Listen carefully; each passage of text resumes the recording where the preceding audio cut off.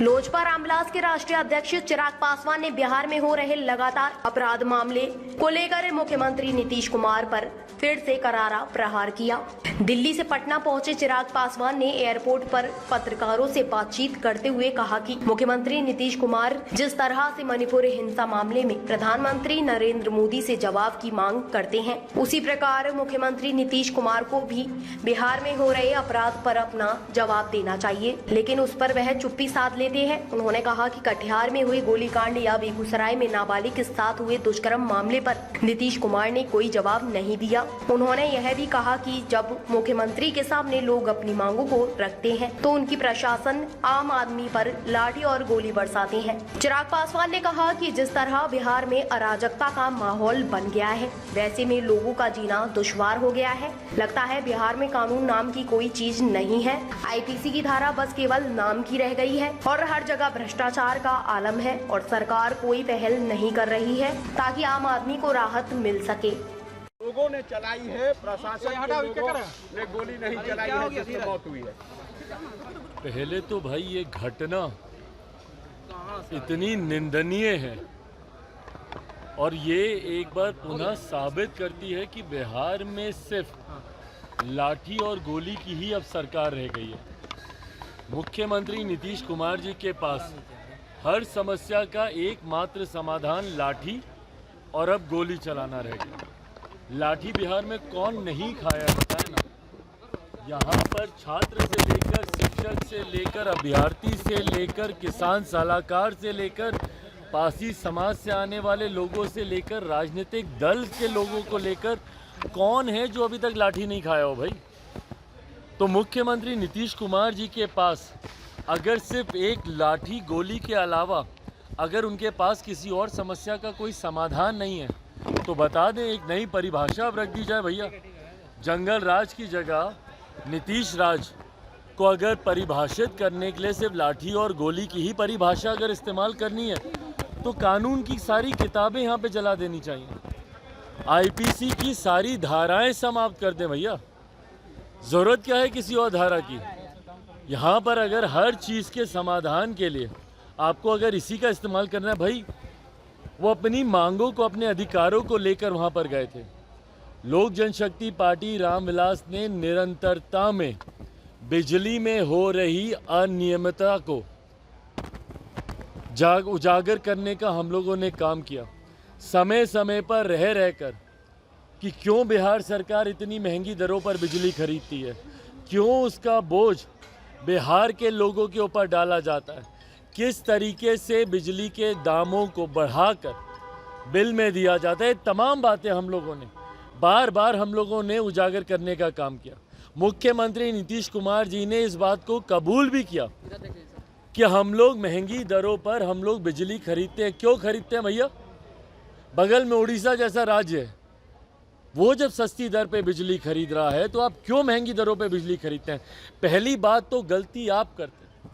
और अगर कोई अपने अधिकारों के लिए अगर वहाँ पर जाता है तो इस तरीके से आप उस पर गोली चलाएंगे भाई। लाठी तक चलाने के लिए कानून बना हुआ है कि जब तक परिस्थिति अराजकता के माहौल पे नहीं जाए तब तक आप लाठी नहीं चलाएंगे तो शरीर के कौन से हिस्से पे चलेगी वो लाठी।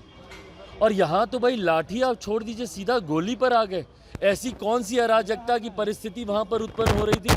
और अगर हो भी रही थी तो क्या प्रशासन का काम है कि वो लोगों को गोली मार देगा, उसकी हत्या कर देगा? भैया आप गिरफ्तार करते, लेकर जाते, कानून अपनी कार्रवाई करता, पर गोली चलाने का अधिकार कौन सी कानून की किताब भैया प्रशासन के लोगों को दे रहा है कि आप यहाँ पे आप ही असामाजिक तत्व बन जाइए, आप ही अपराधी बन जाइए। और उसके बाद शर्मनाक बयान एक के बाद एक इनके मंत्रियों का बयान आता है कि भैया अगर कोई ऐसा हुड़दंग करेगा, ऐसी असामाजिक, कौन सा उन लोगों ने हुड़दंग किया भाई वहाँ पे? और मैं पुनः दोहराता हूँ, आक्रोश है लोगों में, आक्रोश है भैया।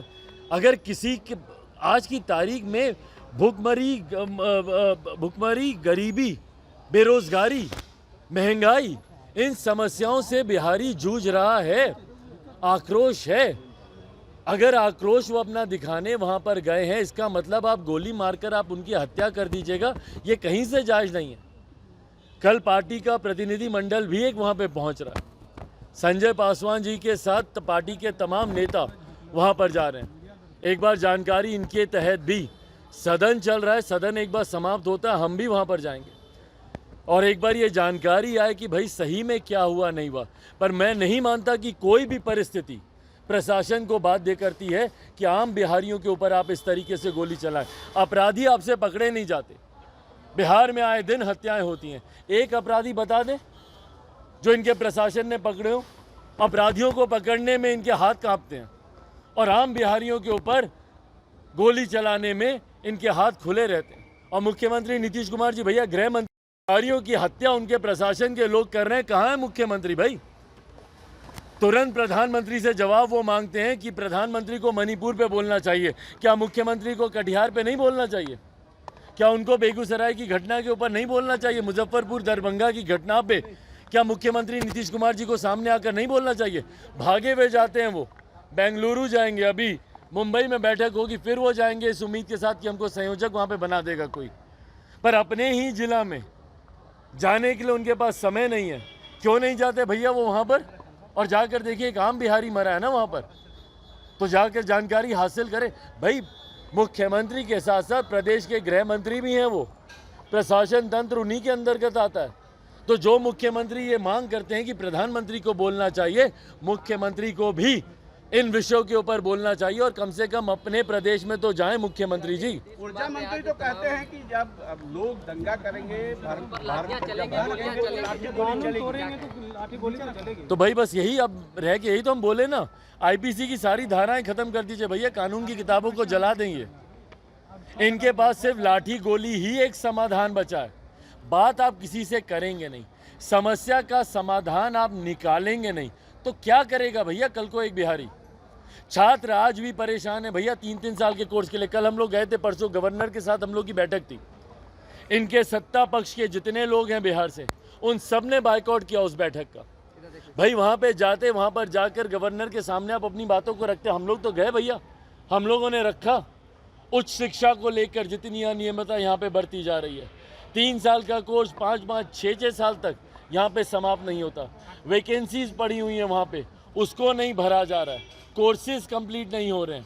इन तमाम बातों को अगर कल को लेकर अगर छात्रों में अगर आक्रोश और बढ़ता है तो क्या करेंगे? गोली चलाएंगे। अभी तक अभ्यर्थियों के ऊपर जिस तरीके से आप अत्याचार आप कर रहे हैं शिक्षक अभ्यर्थियों को लेकर, पहले सीटेट बीटेट, उसके बाद बीपीएससी का आपने बहाना बनाया, सारी चीज़ें होने के बाद डोमिसाइल नीति को आप उसमें से हटा देते। तो कल को जब वो और बड़ा आंदोलन करेंगे, क्योंकि बातचीत से आप समस्या का समाधान तो ये लोग निकालते नहीं हैं, तो क्या करेंगे? कल को सारे शिक्षक अभ्यर्थियों पे भी गोली चलाएंगे। किसान सलाहकार जो सड़क पर आते हैं बार बार, उन पे गोली चलाएंगे। पासी समाज के लोग आज ताड़ी को लेकर इतने, अभी तक उनकी समस्या का समाधान नहीं निकला, तो कल को उनके तो एक ही बार नियम बना ही दीजिए ना भैया कि जो सड़क पर उतरेगा, सांसदों के ऊपर आप इस तरीके से लाठी चला रहे हैं। जब भारतीय जनता पार्टी के तमाम लोग उतरे थे, उनके विधायक, उनके सांसद, किसी का सर फूटा, किसी का हाथ फूटा, कार्यकर्ताओं पे, तो एक ही बार मुख्यमंत्री नीतीश कुमार जी बता देना कि भैया यहाँ पर एक महाजंगल राज चल रहा है और इस महाजंगल राज में कानून की कोई भी धाराएं यहाँ पर नहीं इस्तेमाल की जाएंगी, यहाँ पर सिर्फ लाठी इस्तेमाल की जाएगी और उस पर भी अगर आप लोग नहीं खामोश हुए तो गोली आपके ऊपर चलाएगी। नीतीश कुमार ने सांसदों के साथ बैठक बुलाई है, बैठक बुलाई है नीतीश कुमार ने सांसदों के साथ। क्या कहेंगे? तमाम जो पूर्व सांसद है उनके साथ ये बात में बैठक चल रही है। भाई तो बुलाएं ना, चुनाव का समय है, बुलाएंगे। ताज़ा खबरों से जुड़े रहने के लिए हमारे चैनल को सब्सक्राइब करें और बेल आइकन को दबाना ना भूलें ताकि हर खबर की नोटिफिकेशन आपको मिलती रहे।